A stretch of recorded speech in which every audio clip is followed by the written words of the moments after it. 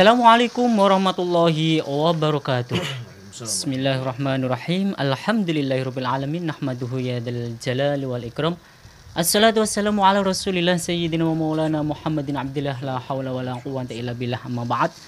Kaum muslimin pendengar setia Radio Dais dan Radio Gaul serta pemirsa MNJ TV dan TVku dimanapun Anda berada, alhamdulillah di kesempatan yang penuh berkah dan manfaat ini kita masih dipertemukan lagi dalam acara kajian sore ya, dengan keadaan sehat walafiat.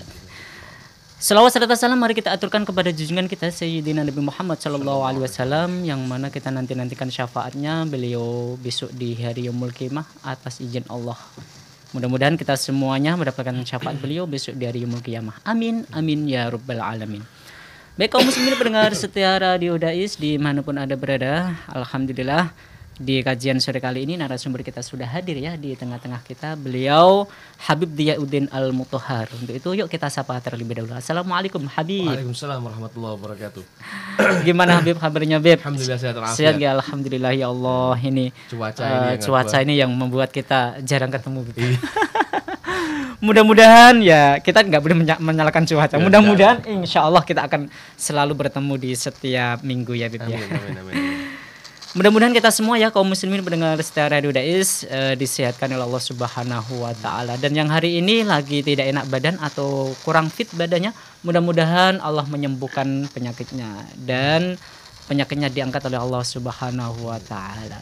Baik kaum muslimin pendengar setia Radio Dais, sekali lagi kajian sore kali ini yaitu kitab Nasihatud Diniyah, insyaallah akan mengusung sebuah tema tentang sholat sunnah.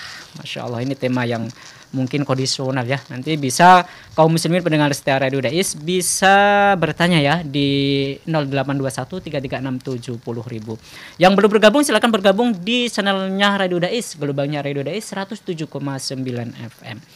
Untuk itu yuk kita langsung saja ya, kita bersama-sama simak dan dengarkan kajian sore kali ini bersama dengan narasumber kita beliau Habib Diyauddin Al-Mutahhar dengan kitab Nasihatud Diniyah dan sebuah tema sholat sunnah. Monggo Bib. Ya.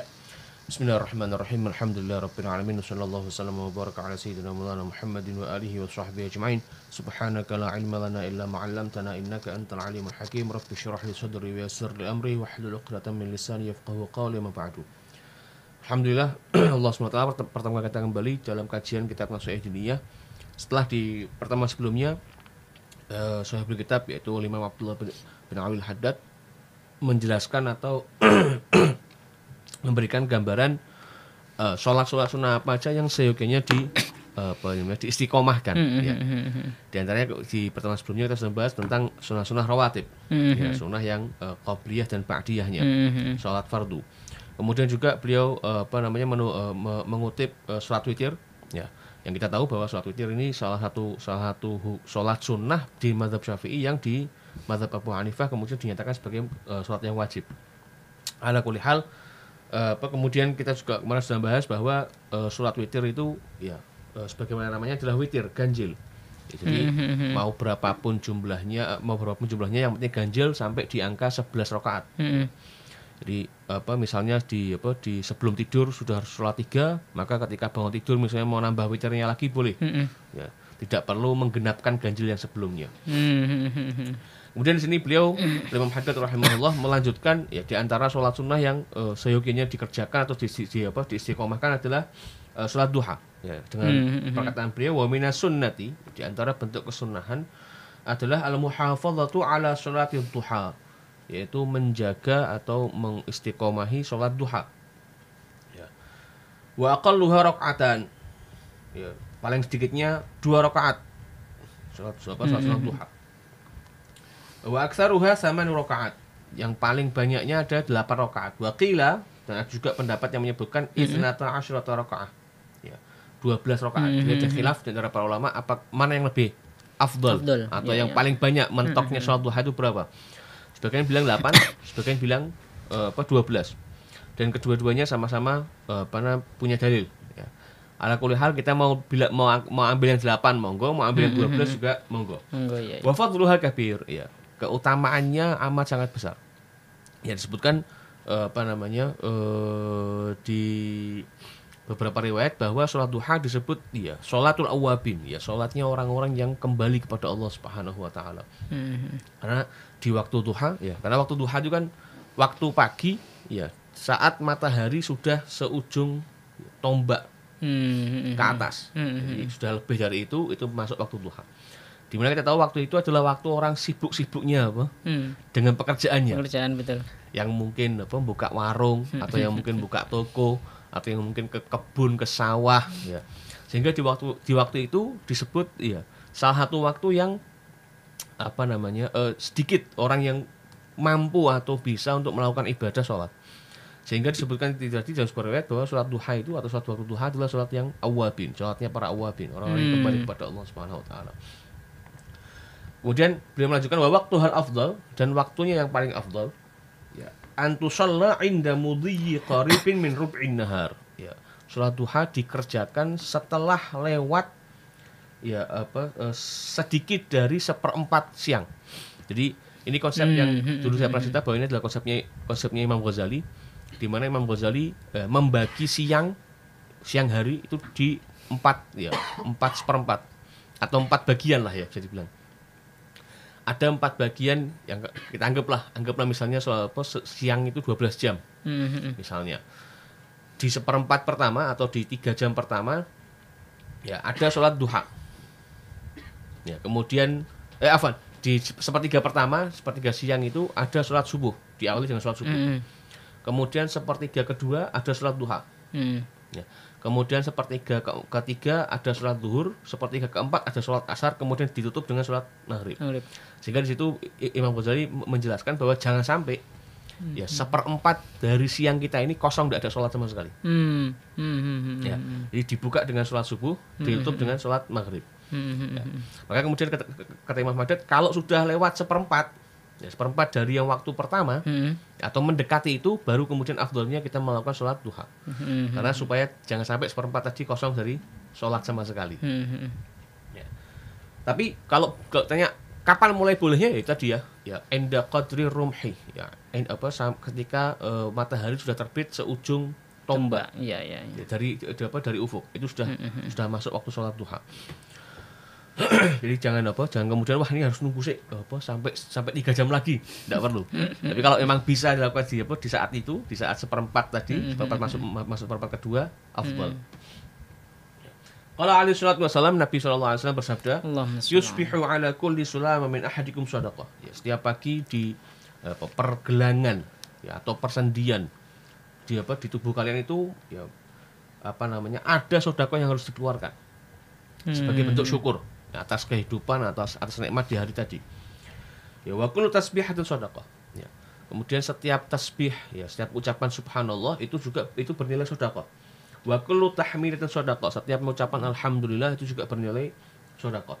Wa kullu tahlilatin shadaqah. Setiap ucapan la ilaha illallah itu sedekah. Wa kullu takbiratin shadaqah. Setiap ucapan Allahu akbar itu bernilai sedekah. Wa amrun bil ma'rufi shadaqah. Memerintahkan atau mengajak orang kepada kebaikan itu juga bernilai sedekah. Wa nahyun 'anil munkari shadaqah. Kemudian mencegah orang dari perbuatan mungkar itu sedekah. Jadi di potongan awal ini Nabi sallallahu alaihi wasallam ingin menegaskan bahwa jangan berpikir bahwa sedekah itu selalu bentuknya materi. Uang atau barang yang kita berikan kepada orang lain. Tapi sedekah juga bermakna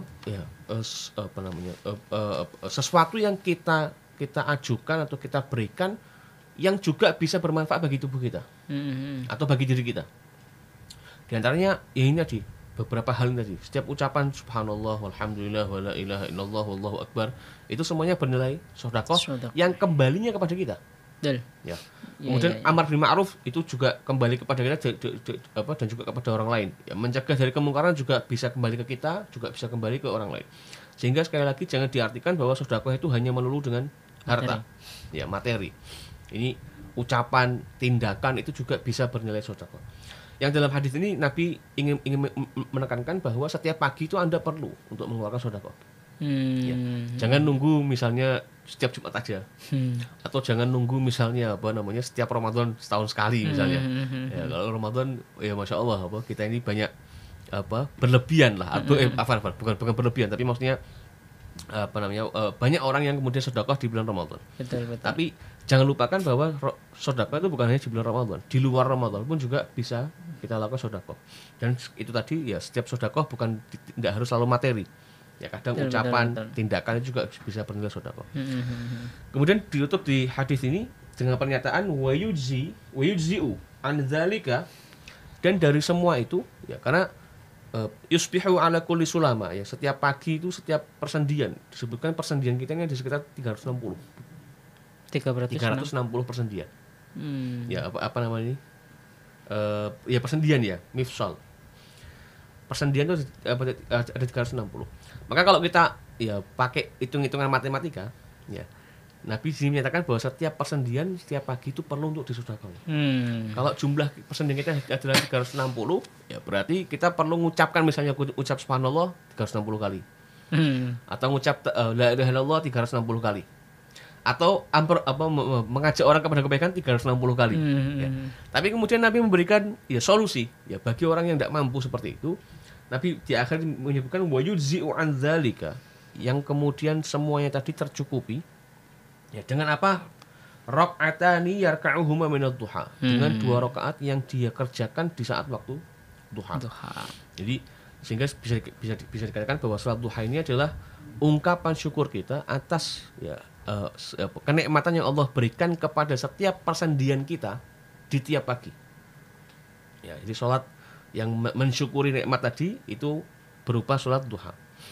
Ini yang kemudian salah satu keistimewaan dalam Islam ya, bahwa Islam ini dalam banyak hal ya, selalu dikaitkan dengan sholat.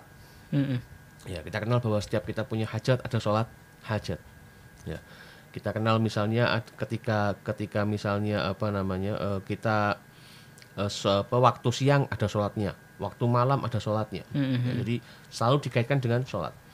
Bahkan di hal-hal yang misalnya pun tidak ada bentuk sholatnya pun, kita masih dianjurkan untuk melakukan beberapa bentuk sholat ya, atau gerakan sholat, seperti misalnya sujud syukur.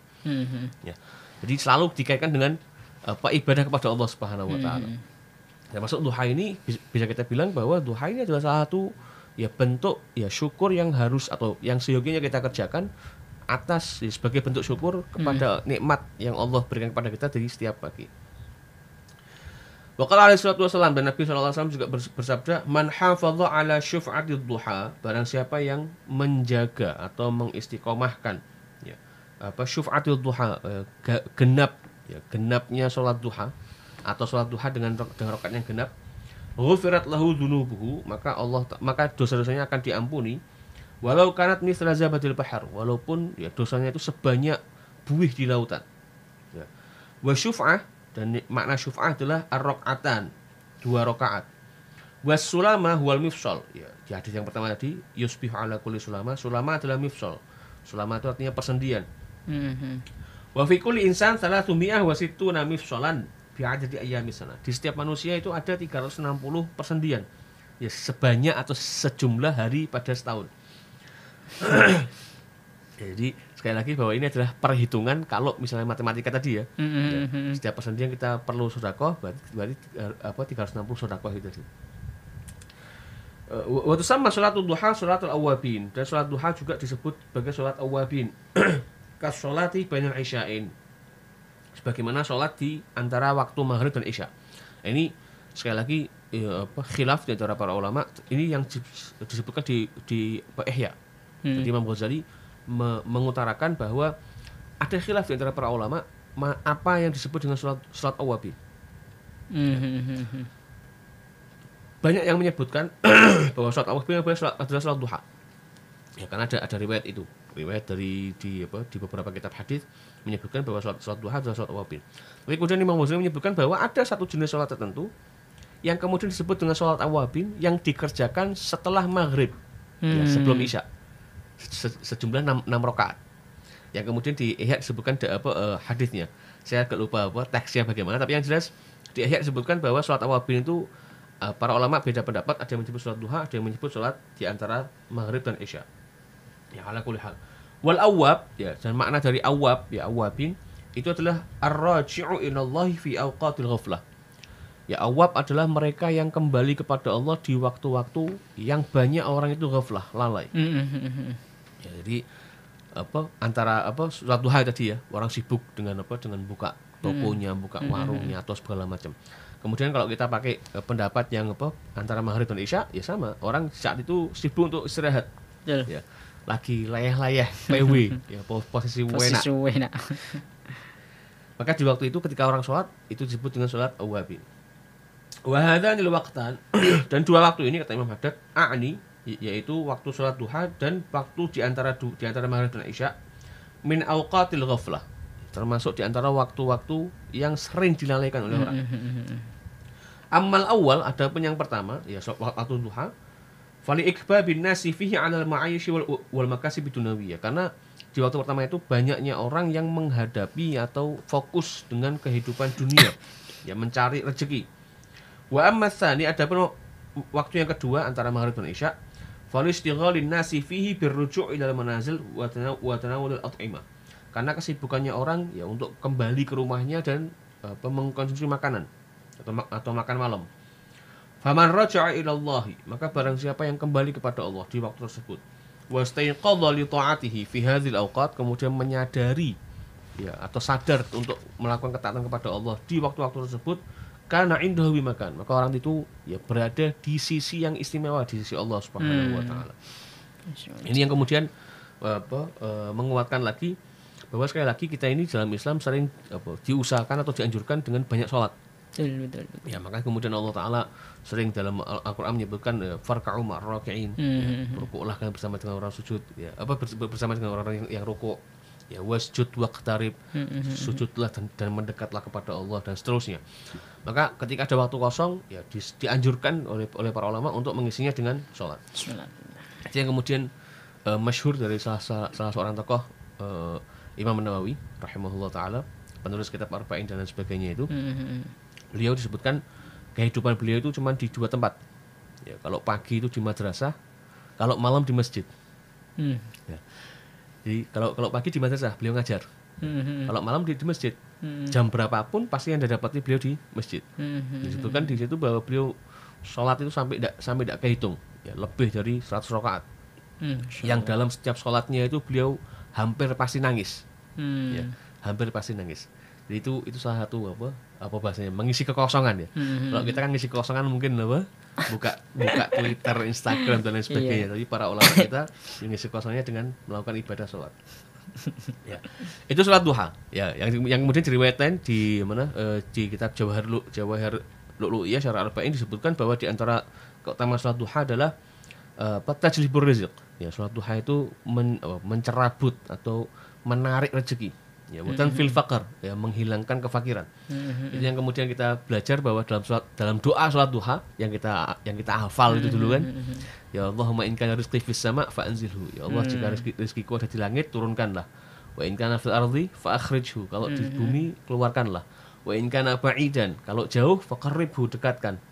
Wa in kana qalilan, kalau sedikit fa katsirhu, perbanyaklah. Dan seterusnya. Itu salah satu doa sholat duha yang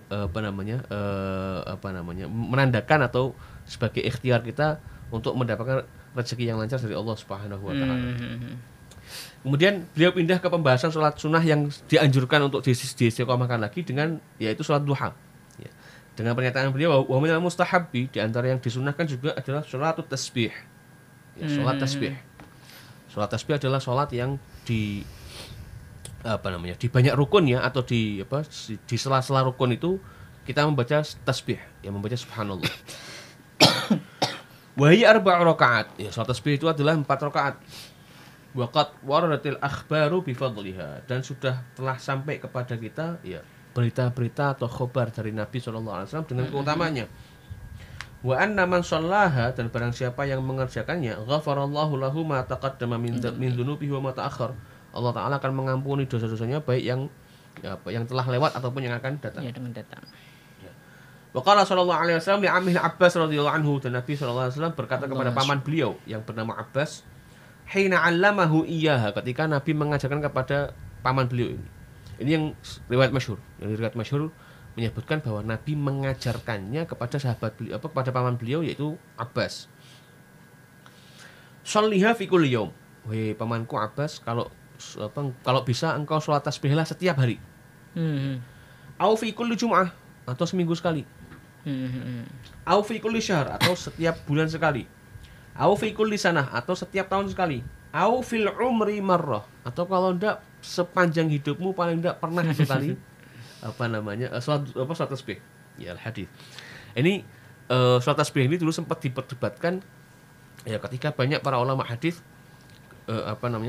tidak mendapati jalur periwayatan atau sanad mengenai sholat tasbih yang sahih. Ya. Sehingga kemudian yang paling masyhur tentu aja kitab penjelasan atau penolakan seorang ulama namanya Imam Ibnul Jauzi. Ya, Ibnul Jauzi. Bukan Ibnu Qayyim ya. Iya. Beda lagi. Ibnul Jauzi. Abul Faraj Ibnul Jauzi, beliau punya kitab khusus yang mengumpulkan hadis-hadis yang maudhu, ya. Di antaranya adalah 3 jalur periwayatan atau sanad yang menjelaskan tentang sholat duha. Sholat tasbih. Sehingga kemudian beliau memberikan vonis bahwa sholat tasbih itu tidak ada. Ya. Tapi kemudian itu ditakib, ya, dikritik atau disusul dengan penjelasan-penjelasan, termasuk diantaranya adalah oleh Imam Ibnu Hajar Al-Asqalani dalam Nata'ijul Afkar. Ya, Nata'ijul Afkar itu syarah atau takhrij hadis yang ada di kitab Al-Adhkarnya Imam Nawawi. Situ beliau menyebutkan 17 jalur, sekitar 17 jalur, ya, sanad periwayatan yang semuanya kembali kepada para sahabat, dan di antara jalur tadi ada yang sahih, ada yang hasan. Ya, walaupun memang ada banyak juga yang dhaif, ya, tapi ada yang sahih, ada yang hasan. Sehingga dan dari situ kita tahu bahwa sebenarnya sholat tasbih itu sah atau boleh dikerjakan. Karena konsep dalam hukum fikih itu kan, ya, dasar hukum sebuah ibadah tidak minimal menggunakan hadis hasan atau sahih. Ya. Jadi kalau tidak ada hadis hasan atau sahih, ya tidak bisa. Ya. Sehingga di kitab itu, di Nata'ijul Afkar, ketika beliau menemukan, ya, bahwa ada jalur periwayatan tentang sholat tasbih ini yang hukumnya sahih, ya, maka sholat tasbih pun menjadi sah dikerjakan. Jadi jangan ragu-ragu lagi. Karena dulu memang sempat menjadi perdebatan itu. Ala kulli hal. Ya. Wa fi ba'dihim qala ba'dul ulama, sebagian ulama berkata, wa hadhihi shalah mujarrabatun liqada'il hawaijil muhimmah. Sholat tasbih ini, ya, mujarrabah, sudah teruji, ya, sudah dicoba untuk menyelesaikan atau memenuhi hajat-hajat yang penting.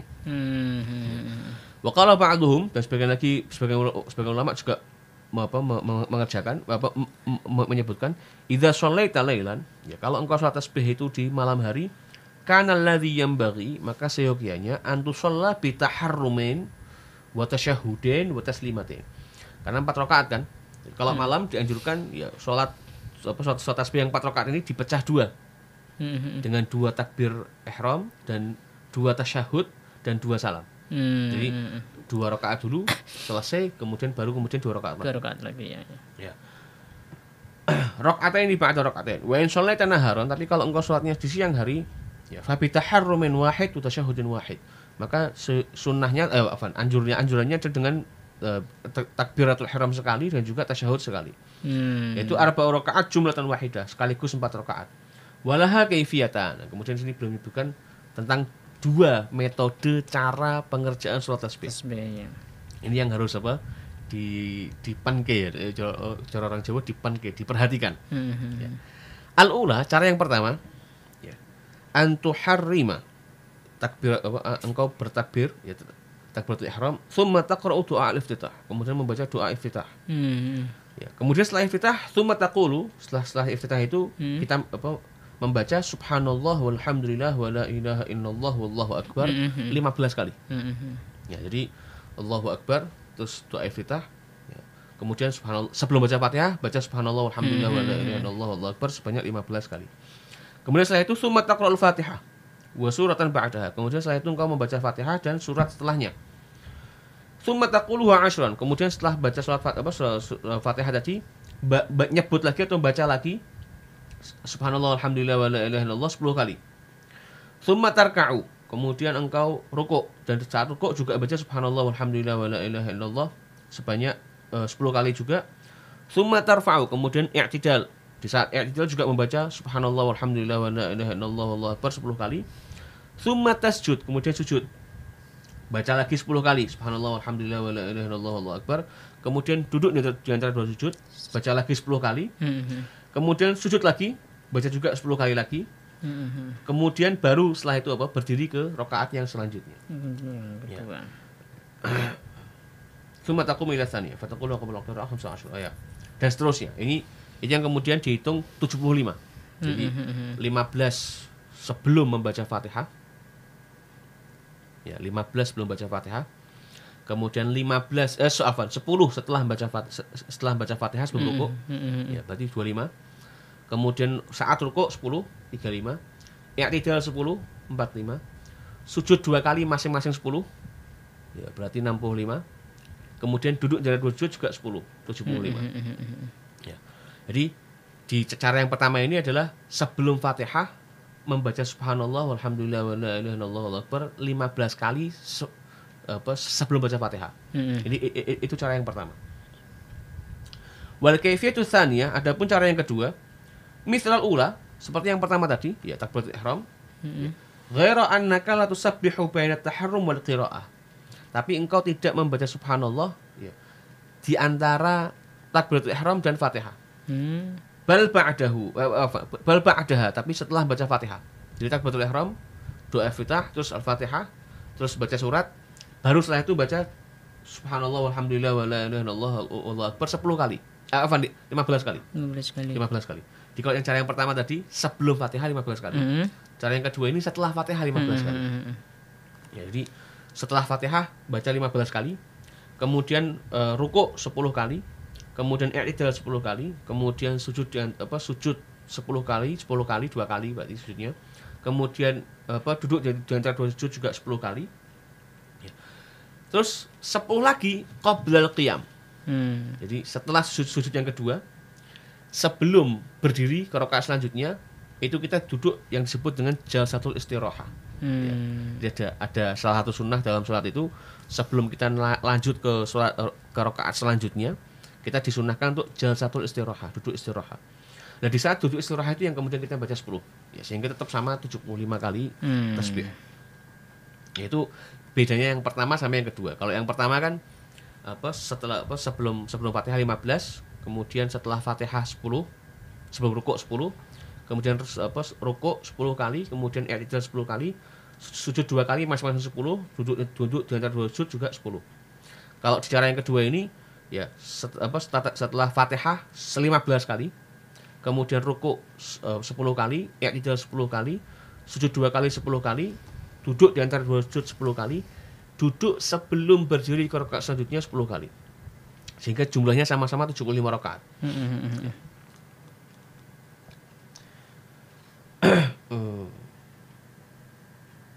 Atau ya itu cara ya, itu cara yang kedua.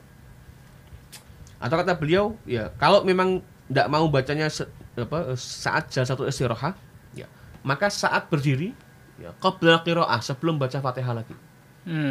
Itu untuk cara yang kedua. Fafham hadza, maka pahamilah ini. Wa fi kulli raka'atin 75 tasbihah. Setiap rakaat ada 75 tasbih. Wal jumlah 300 fi arba'i rakaat. Maka jumlahnya adalah 300 tasbih dalam 4 rakaat itu. 4 rakaat. Ya. Qala ulama, para ulama kemudian berkata, wa ya'ti bi azkar ruku' wal i'tidal wa sujud wal julus qabla tasbihat. Jangan lupa untuk tetap membaca bacaan-bacaan yang ada di saat rukuk, saat i'tidal, saat sujud 2 kali maupun saat duduk di antara dua sujud. Jadi jangan dibayangkan bahwa kemudian ini menjadi pengganti zikir sujud. Ya. Enggak, ini hanya tambahan. Tasbih ini adalah tambahan saat saat rukun tadi. Wa man nasiya tasbihat. Nah, ini penting. Wa man nasiya tasbihat au ba'daha. Barang siapa yang kemudian lupa tidak membaca tasbih atau jumlahnya kurang. Ya, misalnya fi ruknin ya, saat dia dalam sebuah rukun ata biha fil ladzi ba'da, maka dia melanjutkan atau membaca tasbihnya di rukun setelahnya. Dia misalnya takbir ya. Kemudian dia pakai cara yang pertama, Jadi setelah istiftah terus sebelum Fatihah baca subhanallah 15 kali. Iya. Terus setelah itu dia baca Fatihah, yaitu surat. Terus dia lupa enggak baca 10 tasbih setelah surat. Setelah surat. Dia langsung rukuk. Maka saat rukuk dia baca 10 kali untuk rukuk dan 10 kali yang dia lewatkan tadi. 20 kali berarti. 20 kali. Ya. Jadi jangan sampai kurang dari 75 tiap rakaat. Tapi sebagian lain juga sebagian ulama lain menyebutkan bahwa kalaupun memang sampai kemudian saat dia sampai tasyahud akhir misalnya. Kemudian dia merasa loh, tadi tasbih saya kurang. Ya, saya kayaknya di pas sujud baru baca 8 atau baru baca 9. Wah, ini saya sudah tasyahud, gimana nih? Kalaupun ditinggalkan tidak ada masalah. Ya, jadi karena para ulama menyebutkan bahwa tasbih ya, saat sholat tasbih atau membaca tasbih sholat tasbih itu hukumnya adalah sunnah hayah. Sunnah hayah. Ya. Bukan apaat. Ya. Kalau apaat itu kan kalau ditinggalkan sunnahnya untuk sujud sahwi. Ini sunnah hayah. Jadi kalau ditinggalkan nggak ada masalah. Nggak ada masalah. Karena poinnya adalah sholat tasbih itu adalah sholat memperbanyak bacaan tasbih dalam sholatnya. Qultu kemudian ditutup dengan kalimat Imam Haddad wayam bagi lil mutanassik ya seyukinya bagi seorang yang mutanassik orang yang ahli ibadah atau dalam perjalanan menuju ke ibadah itu alla yada'a hadhihi shalah fi kulli usbu tidak meninggalkan salat ini dalam setiap minggu au fi kulli syahr atau setiap bulan wa dzalika aqalluhu itu yang paling minim kata beliau. Jadi setiap minggu sekali atau sebulan sekali. Ya kalau dulu kita di pondok setiap malam Jumat. Ya. Itu sudah kalau pas wayah salat tasbih itu untuk sedih-sedih piye lah iki salatnya suwi soalnya. Tapi ala kulli hal jangan sampai ya. Kalau tidak setiap bulan setiap minggu ya setiap bulan sekali atau misalnya tidak bisa lagi setiap tahun sekali. Atau paling tidak dalam seumur hidup kita pernah melakukan salat duha. Ya wallahu a'lam bishawab. Salat tasbih ya. Alhamdulillah ini banyak sekali penjelasan tentang salat sunnah ini. Mudah-mudahan kaum muslimin pendengar setia Radio Dais mendengarkan dan menyimak dan faham dengan apa yang dijelaskan oleh narasumber kita, beliau Habib Diyauddin Al-Mutahhar. Untuk itu sekali lagi bagi para pendengar dan pemirsa yang ingin bertanya bisa melalui 082133670000. Baik Habib, kita akan bincang-bincang berkaitan dengan sholat sunnah tadi. Kajian sore kali ini menarik sekali nih, Bib. Mungkin saya akan mewakili pertanyaan lebih awal dari para pendengar dan pemirsa. Kadang orang itu berpikiran sholat duha itu sholat untuk agar kita ditambahkan rezeki. Tidak berpikiran bahwa sholat duha adalah sebenarnya kalau sholat itu sebenarnya adalah intinya adalah untuk mendekatkan diri kepada Allah Subhanahu Wa Taala. Tapi dia niatnya adalah niat untuk mendapatkan banyak rezeki. Niat seperti itu gimana? Ya itu seperti yang pernah kita bahas bahwa ketika menjelaskan tentang ikhlas itu para ulama menyebutkan di antaranya kemudian Syekh Nawawi Banten yang saya ingat di akhir Nurul Ghulam itu beliau menyebutkan bahwa di antara bentuk ikhlas atau di antara amal yang kemudian dinyatakan sebagai ikhlas adalah ketika kita mengerjakan sebuah ibadah kemudian kita meyakini bahwa di ibadah tadi ada sebuah fadilah tertentu. Yang fadilah ini ya datangnya ya dari Allah atau dari Kanjeng Nabi, dari sumber syariat. Maka itu masih masuk kategori ikhlas. Karena ketika kita misalnya kita kayak ini sholat duha itu dalam sebuah riwayat disebutkan sebagai ya penarik rezeki. Kemudian ada orang, yes, aku pengen rezeki lancar. Ya, saya sholat duha lah. Itu kan artinya dia yakin dengan janji dari syariat. Maka keyakinan ini yang kemudian menyebabkan bahwa ibadah yang dia lakukan, sholat yang dia lakukan, sholat duha yang dia lakukan, walaupun tujuannya duniawi. Betul. Ya. Tapi kan duniawi ini fadilah yang dijanjikan oleh syariat. Itu berarti masuk kategori kita yakin dengan janji syariat. Maka itu masuk kategori ikhlas. Walaupun kemudian Syekh Nawawi dan juga para ulama menyebut bahwa ikhlas yang seperti ini, ya ikhlas yang duniawi tadi ya, mengharapkan fadilah duniawi itu betul. ikhlas yang paling rendah. Tapi tetap itu masuk kategori ikhlas. Jadi nggak ada masalah. Karena memang karena memang kita ini banyak ibadah-ibadah yang kalau tidak kita diiming-imingi mungkin kita tidak kita kerjakan. Wallahu a'lam. Tapi kemudian nanti suatu saat ketika dia sering melaksanakan sholat duha, nanti niatnya bukan seperti itu lagi, kemungkinan besar itu. Itu nanti biasanya jadi semacam kebiasaan. Betul. Kalau udah kebiasaan itu ada perasaan tidak enak kalau betul. Ya. Beb, Habib, ini ada lagi Beb. Ya. Karena ini mungkin ya pemancarnya lagi agak trouble, kemungkinan nanti belum ada penanya dari pendengar Setia Indonesia. Kita usahakan kita berdialog saja. Gini Beb, tadi setelah sholat subuh adalah sholat duha. Ya. Dan setelah sholat subuh yang wajib itu tidak boleh melaksanakan sholat rawatib antara tadi ya sesudahnya sholat subuh. Yang pertanyaannya adalah, bolehkah kita melaksanakan sholat sunnah selain sholat rawatib setelah sholat subuh sebelum sholat duha? Ya, perlu diketahui bahwa ada sholat setelah sholat subuh dan sholat asar tidak ada rawatib ba'diyah. Enggak ada. Itu yang pertama. Jadi sholat subuh dan sholat asar itu hanya ada qobliyahnya aja. Betul. Ba'diyahnya enggak ada. Dan kemudian di hadis lain Nabi SAW juga menyatakan bahwa ya setelah subuh dan setelah asar itu adalah dua waktu yang dilarang untuk sholat. Yang kemudian larangan ini khilaf antara para ulama, ada yang bilang larangan haram, ada yang bilang larangan makruh. Iya. Ala kulli hal dilarang lah. Tapi kemudian dikecualikan dari larangan ini adalah dua hal. Yang pertama yang memang sholat yang memang wajib atau belum dikerjakan saat itu. Misalnya sholat subuh yang belum dikerjakan hari itu maka dia wajib sholat subuh. Atau misalnya sholat asar yang belum dikerjakan maka dia tetap wajib sholat asar. Atau yang kedua adalah sholat yang lahu sabab. Ya, lahu sabab mutaqaddim, punya sebab yang lebih dulu. Ya.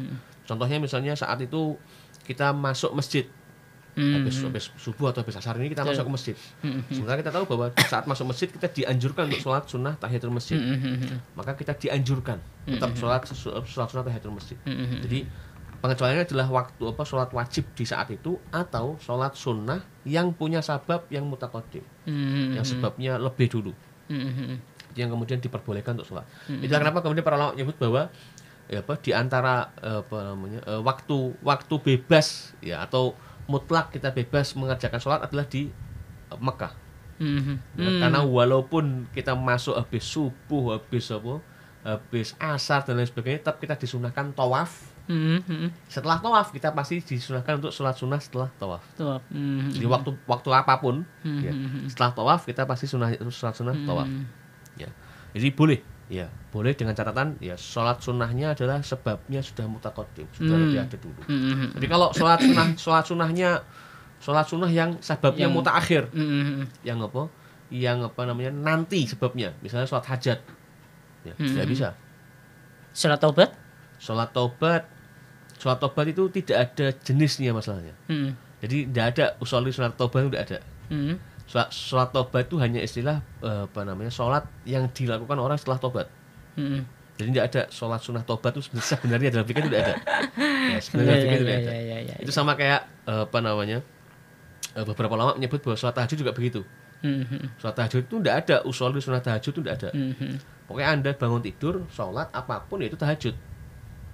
Lail. Ya, apapun itu, mau sholat misalnya sholat witir kayak atau sholat ba'diyah isya setelah tidur, itu namanya tahajud.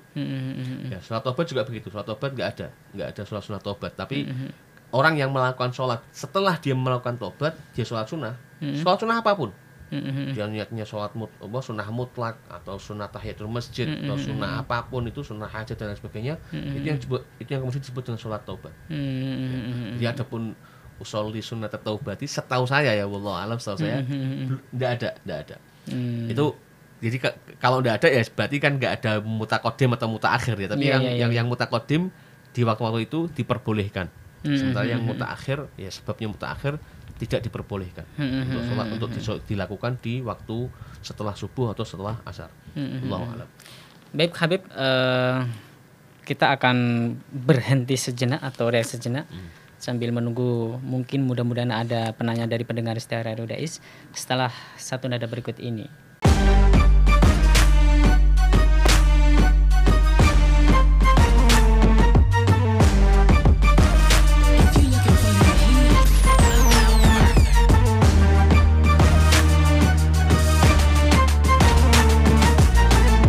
Dipancarkan dari Menara Al-Husna. Dipancarkan langsung dari Menara Al-Husna. Dipancarkan dari Menara Al-Husna. Kawasan Masjid Agung, Jawa Tengah, 107,9 FM. 107,9 Radio Dakwah Islam terdepan dalam dakwah dan nada. Radio Dakwah Islam atau yang kerap disingkat Radio Dais telah mengudara sejak 23 September 2006. Radio berfrekuensi 107,90 MHz yang bertempat di lantai 1 Menara Al-Husna kawasan Masjid Agung Jawa Tengah merupakan radio yang bukan hanya menampilkan dakwah syiar agama Islam, tapi ternyata yang lain adalah Dais menyajikan acara hiburan, pendidikan, dan informasi dengan format Islami. Saatnya disapa dulu ya, udah gabung via SMS-nya. Berjumpa kembali bersama saya Conan di dalam acara Uswa.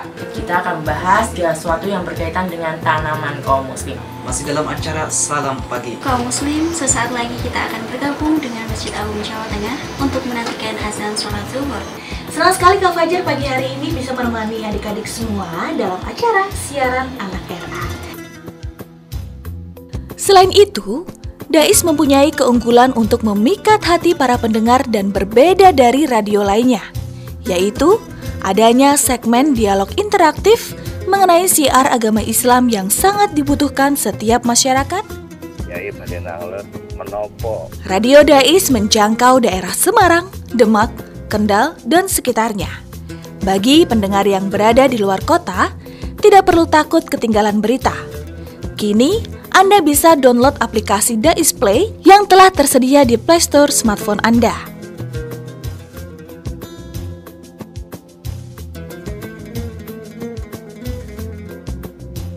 Radio Dais, terdepan dalam dakwah dan nada.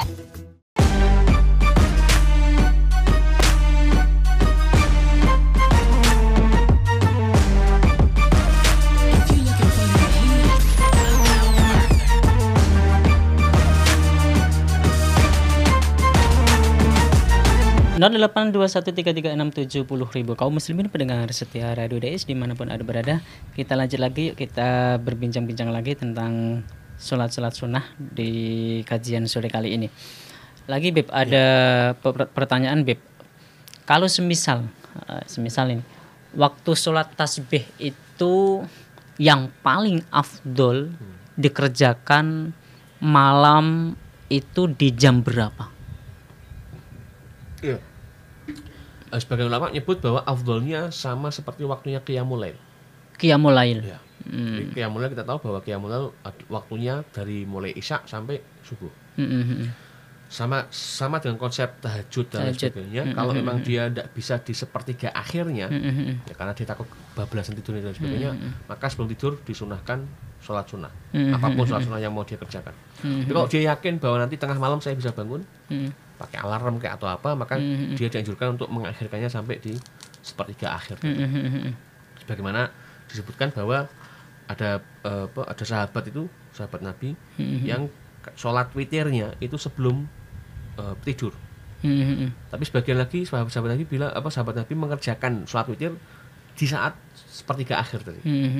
Ya, jadi ada dua cara lah. Makanya kemudian disebutkan dalam sebuah riwayat bahwa Sayyidina Umar menyatakan bilang kepada para sahabat, wahai para sahabat, kalau kalian takut ya nanti tidak bisa bangun ya bablasan sampai hari subuh, maka sholat witirlah kalian sebelum kalian tidur.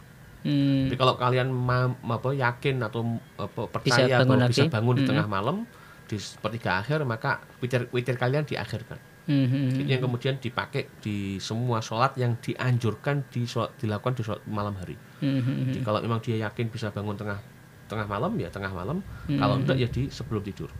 Itu afdalnya. Oke, gini Bib. Kadang mohon maaf, orang yang mungkin memang imannya tebal sesudah sholat isya dia kadang sholat sunnah rawatib. Setelah sholat rawatib dia sholat mungkin witir tadi. Bangun tidur subuh sebelum sholat subuh dia mengerjakan sholat sunnah yang itu bisa dikatakan sebagai tahajud. Lah antara tahajud dan sholat tasbih itu enaknya dikerjakannya lebih duluan yang mana? Ya. Mengenai tahajud, sebagian ulama menyebutkan bahwa tahajud itu bukan spesifikasi sholat khusus. Itu adalah waktu. Ya, sama seperti sholat tahiyatul masjid. Sholat tahiyatul masjid itu juga bukan spesifikasi sholat khusus. Sehingga kalau orang misalnya di waktu tahajud, karena tahajud itu dari kata hujud. Hujud itu bangun malam setelah tidur. Jadi orang setelah malam hari tidur, kemudian dia bangun. Ya, misalnya tidur jam 8 malam, dia bangun jam 10. Kemudian dia sholat. Maka sholat apapun yang dikerjakan setelah dia bangun tidur ini bernama tahajud. Ya, bernama tahajud. Jadi misalnya dia tidur jam 8, bangun jam 10, dia lupa belum sholat ba'diyah isya.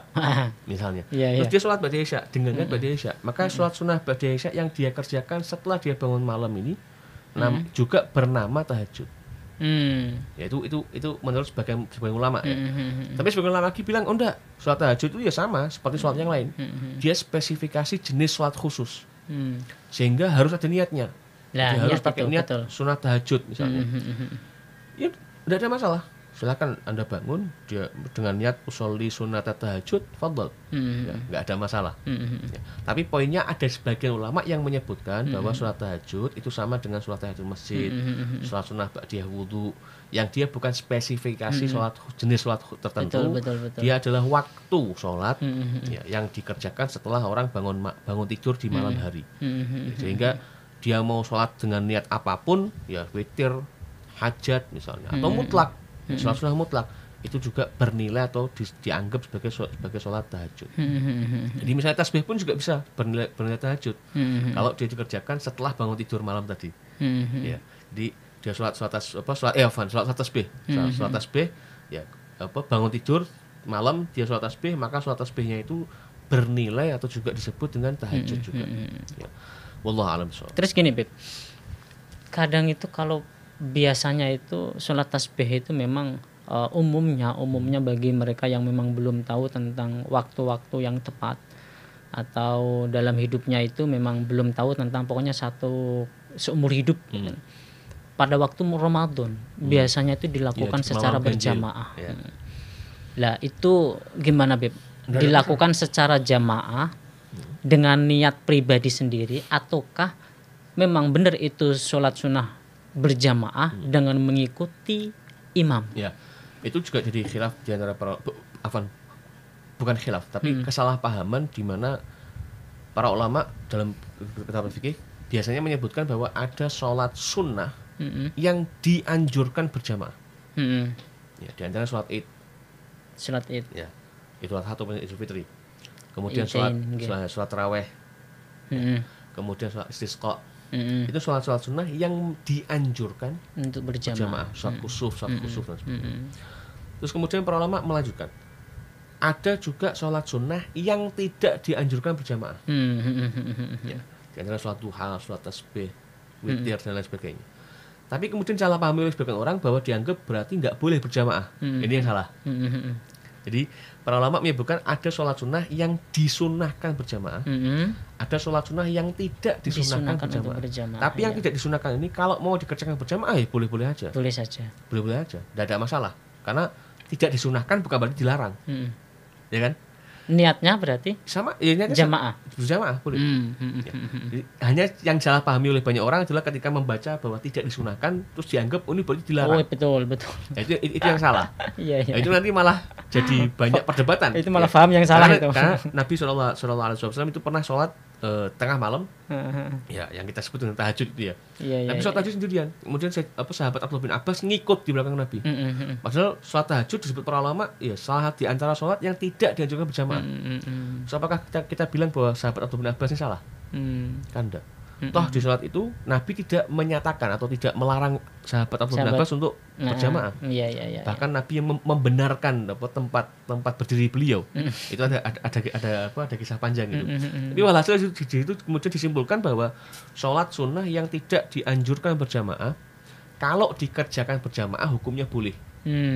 bukan dilarang. Termasuk diantaranya sholat tasbih yang dilakukan ya berjamaah di malam-malam ganjil bulan Ramadan. Iya. Itu boleh-boleh aja. Jadi niatnya berjamaah tasbih, tidak ada masalah. Toh kalau tidak diajak gitu juga kadang-kadang kita sholat tasbihnya setahun sekali pasti itu toh ya. Betul. Jadi boleh-boleh aja. Dan boleh juga enggak, Pip? Kalau ya memang ikut jamaah, tapi niatnya adalah untuk pribadi, munfarid. Mengikuti gerak. Oh, tidak bisa. Tidak bisa. Itu nanti masuk di hukum berjamaah. Di antara hukum berjamaah adalah ya karena sholat berjamaah itu kan makmum mengikatkan sholatnya dengan imam. Sehingga kalau dia misalnya di belakangnya seorang, dia di belakang. Dia tidak bermakmum, tidak niat makmum sama si imam. Tapi kemudian gerakannya ngikuti imam, maka dia mengikatkan sesuatu kepada yang seharusnya tidak dia ikuti. Maka sholatnya tidak sah. Betul. Tidak boleh. Dan itu ada di kaidah fikihnya juga ada itu, lupa saya. Kemarin baru baca itu. Ya, ada kaidah fikihnya. Tidak mengikuti di Safinah disebut ya. Iya. Jadi kalau memang niatnya makmum ya niat makmum. Itu ada di niat makmum ya jangan. Kitab Mabadi Awaliyah itu kayaknya ada. Iya. Oke, Beb, alhamdulillah kayaknya kini sebenarnya seru ini kajiannya ini. Karena waktu kita tidak bersahabat. Waktu sudah cukup untuk itu. Insya Allah mudah-mudahan besok ketemu lagi ya, Beb ya. Minta doanya agar kajian seri kali ini menjadi kajian yang mendapatkan ridha dari Allah, berkah dan manfaat untuk kita semua. Monggo, Beb. Bismillahirrahmanirrahim. Alhamdulillahirabbil alamin. Allahumma shalli wa sallim barik ala sayyidina Muhammadin wa alihi washabbihi ajmain. ربنا انفعنا بما علمتنا ربي علمنا الذي ينفعنا ربي فقهنا وفقه أهلنا وقرابة لنا في ديننا مع أهل القطر أنثى وذكر ربي وفقنا ووفقهم لما ترتضي قولا وفعلا كرما ورزق الكل حلالا دائما وأخل أتقيا علما نحظى بالخير ونكفى كل شر ربنا اصلح لنا كل شؤون وأقر بالرضا منك العيون وقضي عنا ربنا كل الديون قبل أن تأتينا رسل المنون واغفر واستر أنت أكرم من ستر وصلاة الله تغشى المصطفى وإلى الحق دعانا والوفاء بكتاب فيه للناس شفاء وعلى الآل الكرام الشرفاء وعلى الصحب المصابيح الغرر اللهم اهدنا بهداك واجعلنا ممن يسارع في رضاك ولا تولنا وليا سواك ولا تجعلنا ممن خالف أمرك وعصاك حسبنا الله ونعم الوكيل نعم المولى ونعم النصير ولا حول ولا قوة إلا بالله العلي العظيم صلى الله على سيدنا مولانا محمد وآله وصحبه وسلم والحمد لله رب العالمين والعفو منكم. Terima kasih pendengar setia Radio Dais. Kajian sore kali ini sudah selesai. Untuk itu mari kita baca hamdalah bersama. Alhamdulillahirabbil alamin. Saya Faiz mohon pamit undur diri dari ruang dengar Anda. Wallahul muwaffiq ila aqwamit thoriq. Wassalamualaikum warahmatullahi wabarakatuh.